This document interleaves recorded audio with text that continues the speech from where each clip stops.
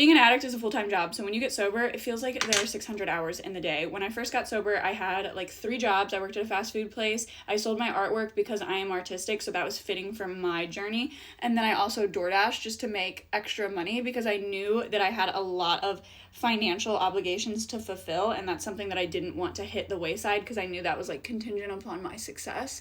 Once that kind of got out of the way, one of the first things that I did was I was still doing arts and crafts. I was like buying coloring books, and I was embroidering. I was watercoloring fabric and then embroidering over it. I was using Pinterest for inspiration instead of TikTok or Instagram or like social media where I was like comparing myself to other people's lives. I was like more so trying to focus on my own life, and so Pinterest was like a personal diary or personal feed for me. I will say I've always wanted to play piano, and I've always wanted to learn a second language, so that was something I looked into as well. Obviously you have to pay for both those things. I did eventually end up buying a piano, but never paid for lessons or to learn how to read music. That's kind of at a standstill. And I also haven't taken any steps into learning a new language. Starting a business. I have been a makeup artist for years. I obviously took a break when I was in active alcoholism. What blush do I want to use?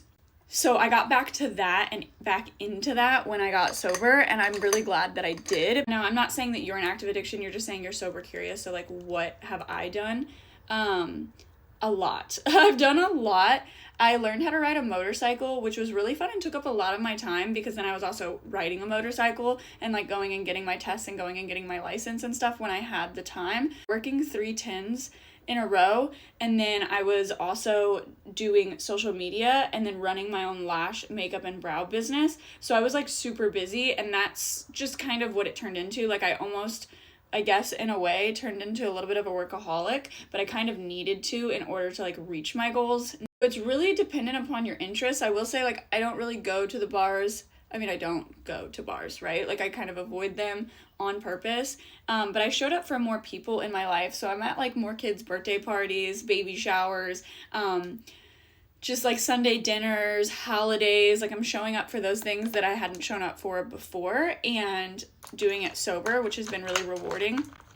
But I just dived really deep into hobbies that I have an interest I've always had but never really took action on. And I think that's the same for every person. Like, whether you're an addict or not, you definitely have aspirations, dreams, and goals, and you can follow those, you know what I'm saying? Like, and when you get sober, you realize you have the time to do that. So it was just baby steps. Therapy was another thing. Like, I knew I needed to go to therapy, but I couldn't afford it when I first got sober. So when I could afford it, that was like one of the first things I did. I had a lot of dentist work I had to get done. So I just wasn't taking myself as a priority. So whenever I got sober, I had a lot of opportunity and time to actually make those things happen. The biggest things that changed my life was writing down what I was grateful for every day and one goal I had every day. And that has just made a really big impact on my mindset and my perspective and the hard days. I have a million videos on this as well. I'm sure there's things I'm forgetting. Like, I definitely got into like more activities outdoors, kind of more active, and just had to like do some soul searching on like what I enjoyed, because your 20s are your formative years, and I was drunk during all of them, so I didn't really know what my interests were, and I really had to step out of my comfort zone to figure out what that was. And some of them were the same, some of them were different, some of them stuck around, and some of them didn't. I'm currently planning a wedding. I like to do DIYs. I like to film my life. I like to like upgrade my home and my space and like organize things. It keeps my mind busy. I have diagnosed OCD, so it really is dependent upon the person, but I think that when you do get sober, it just kind of all falls into place and you have a lot more time to put effort towards the things that you have always wanted.